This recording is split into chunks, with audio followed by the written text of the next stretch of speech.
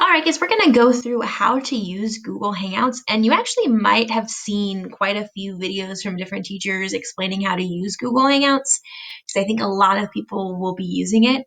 But just in case, I'm going to kind of run through how it works and some different options you have when joining some Google Hangouts meetings.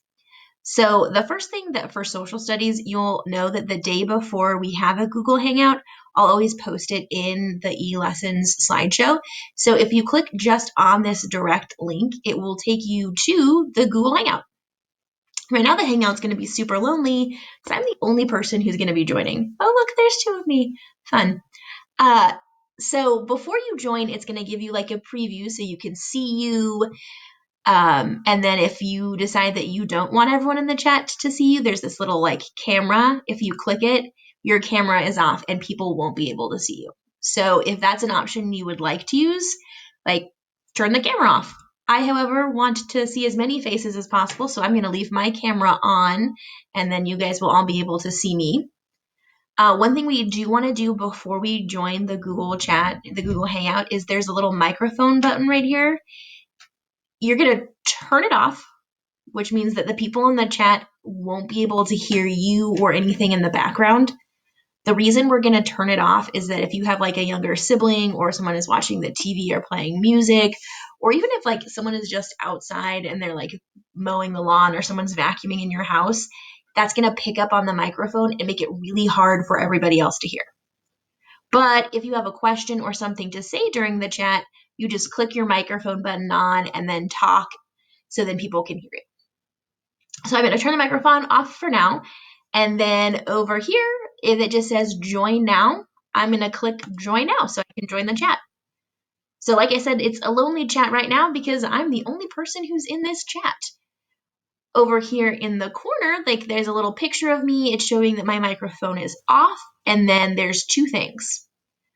The one on the far side has like a little people icon. Right now, I'm the only person who's in the chat, but if more people were here, there'd be a list and I could see pictures of all of them.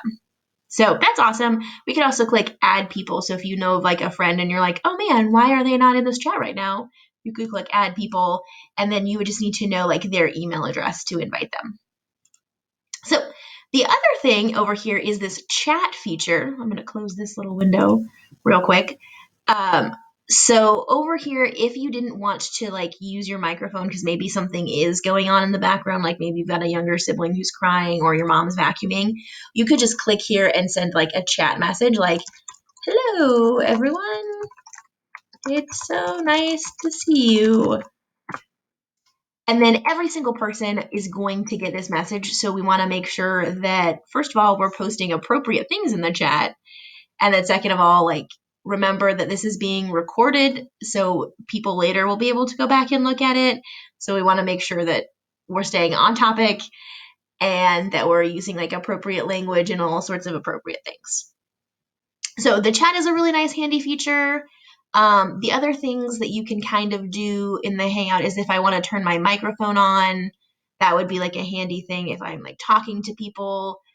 But yeah, that's pretty much Google Hangouts. So hopefully you guys will be using that so you can be getting some help on your assignments. Okay. Oh, here we go.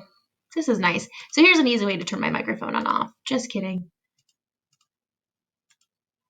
Okay, I'm going to leave the meeting.